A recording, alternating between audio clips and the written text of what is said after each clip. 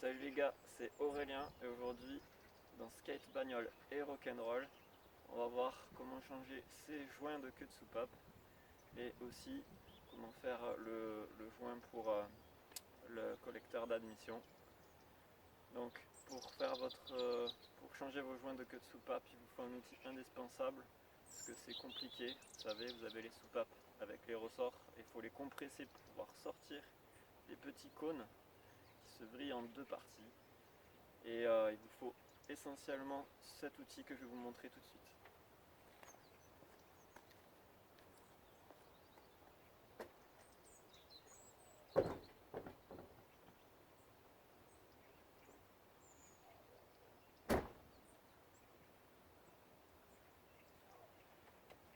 Donc cet outil est indispensable, vous pouvez le trouver sur AliExpress, il n'est pas très cher. Et du coup, il est fait en Chine, bien entendu. Donc c'est un compresseur de soupape, comme vous pouvez le voir.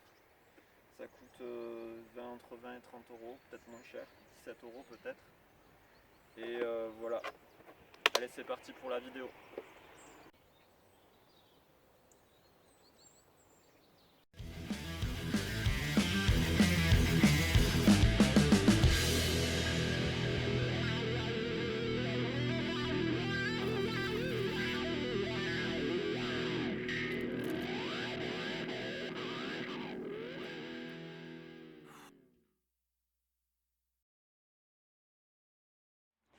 Donc là j'ai récupéré ma culasse que j'ai fait refaire, comme vous pouvez le voir.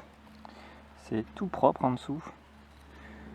Donc j'ai refait le niveau de la culasse. Donc ça vous devez le faire si vous voulez le faire.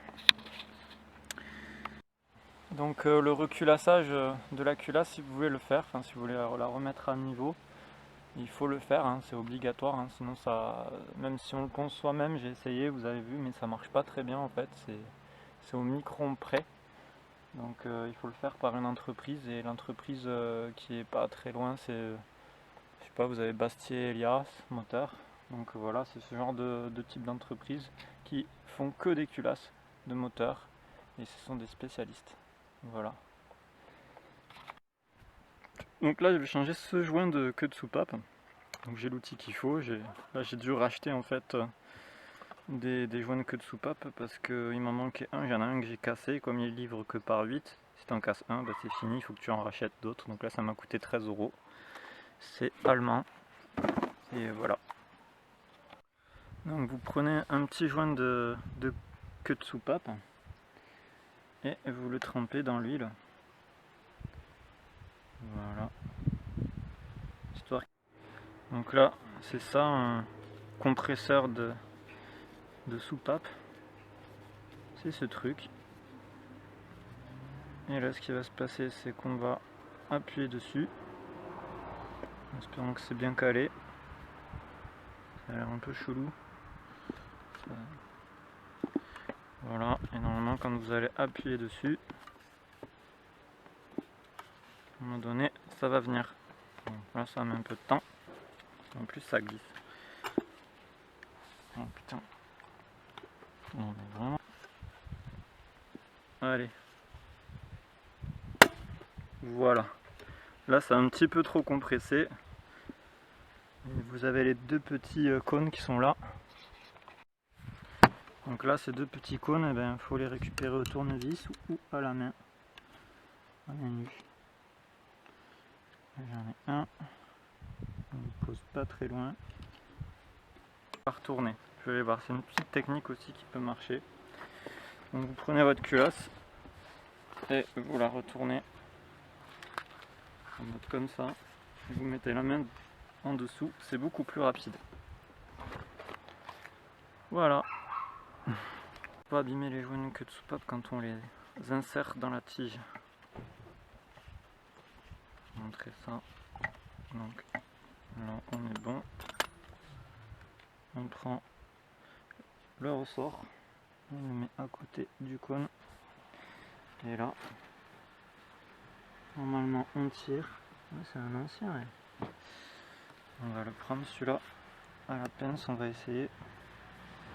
Et là on tourne à droite à gauche en tirant en même temps. Et ouais, ils se fendent déjà, genre le truc il est trop vieux. J'ai bien fait. Enfin on va voir hein, si j'ai bien fait. S'il tient le moteur.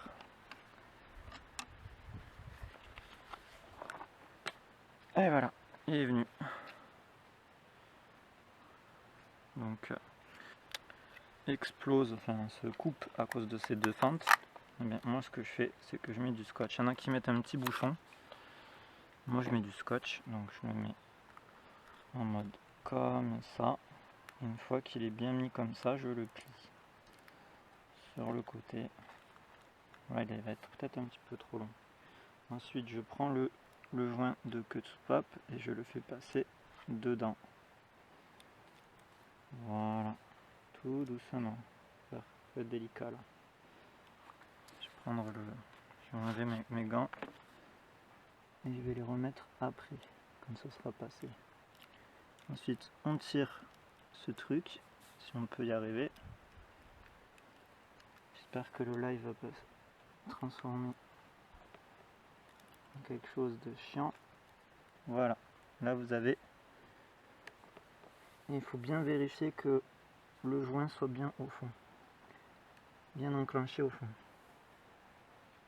Il n'y a pas de souci. Voilà, après il vous reste plus qu'à remonter, donc je vous le fais tout de suite. Donc ensuite vous remettez votre ressort en faisant bien attention que ça soit vraiment bien mis, vérifiez hein, s'il faut. Donc vous mettez votre ressort, là vous allez compresser avec le compresseur de soupape. Voilà, que vous aviez mis au préalable à côté. Donc là, il va falloir faire attention d'être bien au centre hein, quand on compresse, hein, parce que ça glisse un peu. Voilà. Donc les compresseurs de soupape, malheureusement, il n'y en a pas dans le commerce, il faut chercher sur internet. Donc là, ça suffit largement. On se met face à face de tout ce qui est cône. Une fois que c'est enclenché. Ah, parfait. Ils se sont mis inverse, c'est pour ça que ça a raté. Voilà. Et normalement, tout va bien se passer. Voilà. Vous avez fini votre travail. Vous pouvez aller boire une bière. Ou autre chose, si vous préférez. Moi, je bois pas de bière, de toute façon. Donc là, on passe à un autre travail sur la soupape, sur la culasse. Ça va être de nettoyer tout ce qui est rebord, qui va venir s'emboîter comme ça. Et on va faire un joint après.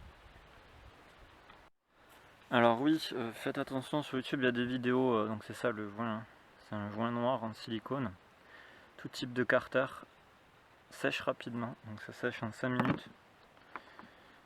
Et c'est un bon joint. Il faut faire très attention quand vous le mettez, donc dessus comme ça là. Il faut, si vous l'écrasez avec les doigts, il faut vraiment que vous n'en ayez pas beaucoup autour. Parce que j'ai vu pas mal de gars sur YouTube en train de vraiment mettre beaucoup de pâte et du coup après ça dégouline ici et là ça va vous boucher, ça va pas boucher le trou mais ça va abîmer le moteur quoi. Et je vous conseille pas trop. Faut qu'il y en ait le moins possible au niveau des orifices qu'il y a ici.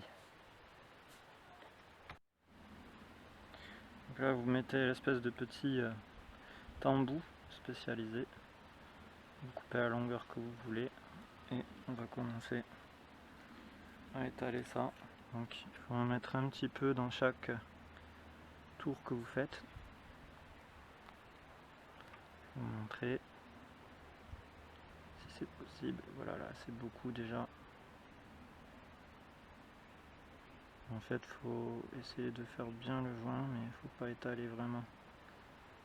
Ça sert à rien. Voilà, je fais un peu n'importe quoi.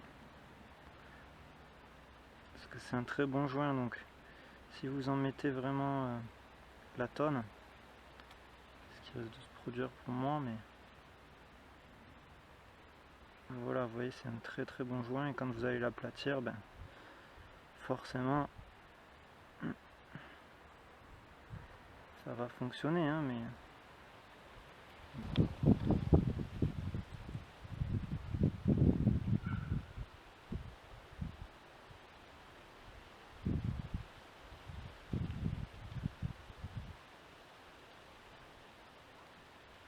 Faut laisser un petit peu de centimètres, quelques centimètres du bord. Voilà, là on est plutôt pas mal. Donc voilà, moi je vais pas étaler, parce que ça sert à rien. Donc voilà, vous mettez juste ça, ça suffit largement, hein, parce qu'après ça va être écrasé. Allez, on fait l'autre côté. Ouais, faut pas oublier, c'est pas... voilà quoi, c'est juste un joint. Voilà, j'en ai sorti un peu trop là. Là on passe au milieu, sur les côtés, on essaie de faire une bonne épaisseur mais pas trop non plus. Ça sert à rien d'en mettre trop. Bon, après il faut qu'il y en ait quand même une bonne couche, mais faut pas oublier que aussi il y a aussi un joint aussi. Donc on tourne autour de la vis. Ce qu'il faut mettre en bon joint, c'est autour de surtout des orifices.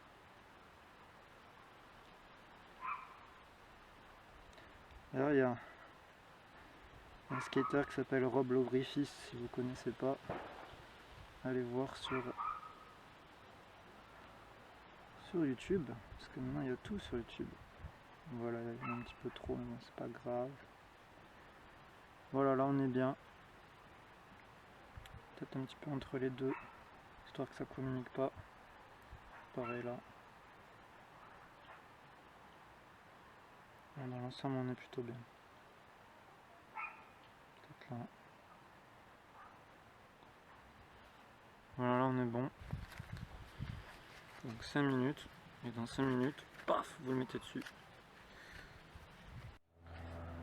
Donc voilà, les 5 minutes sont passées. Vous n'avez plus qu'à remettre votre collecteur d'admission, je crois, on appelle ça comme ça. Si je me trompe, dites-le dans les commentaires. Et une fois qu'il est bien posé, il n'y a plus qu'à mettre les vis dessus. Je vais aller chercher ailleurs. Donc voilà, il y en a 6 au total. Donc appuyez bien, parce que c'est une sorte de colle, hein, faut pas oublier.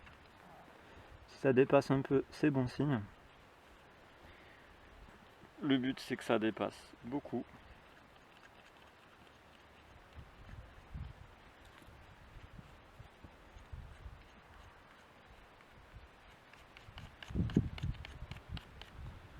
Voilà, donc il y en a 6. Je fais le côté droit et après je ferai le côté gauche. Et vous allez voir quand vous allez serrer si ça dépasse un peu. Si ça dépasse juste un peu, c'est parfait.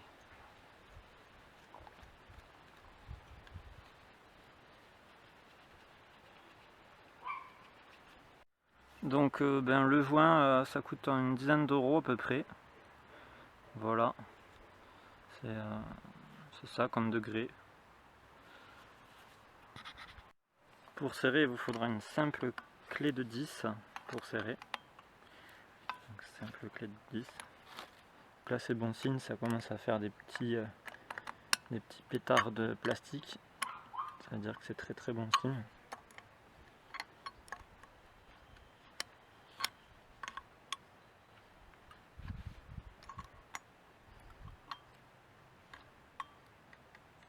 D'ailleurs ça dégouline un petit peu. C'est parfait. Donc on serre un petit peu, il n'y a pas besoin de serrer énormément. Un serrage modéré suffit. Donc là on peut le voir sur les côtés, ça dégouline un petit peu. C'est parfait, juste un petit peu, c'est parfait.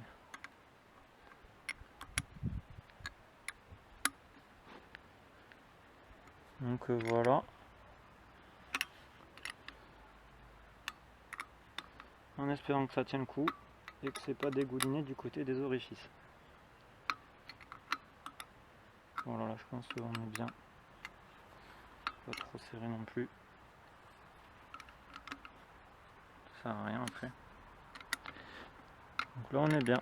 Voilà, on a terminé ce travail. Donc voilà, j'espère que ce tuto vous aura plu. N'hésitez pas à liker, à vous abonner, à commander du Alma Skateboard, ça fait toujours plaisir sur Vinted. Et si vous avez des questions, n'hésitez pas en commentaire. Ça permet de recenser ma chaîne. Et voilà, si les vidéos vous ont plu, n'hésitez pas aussi à le dire. Je continuerai à en faire sur la mécanique. Allez, ciao, bon confinement, bon skate.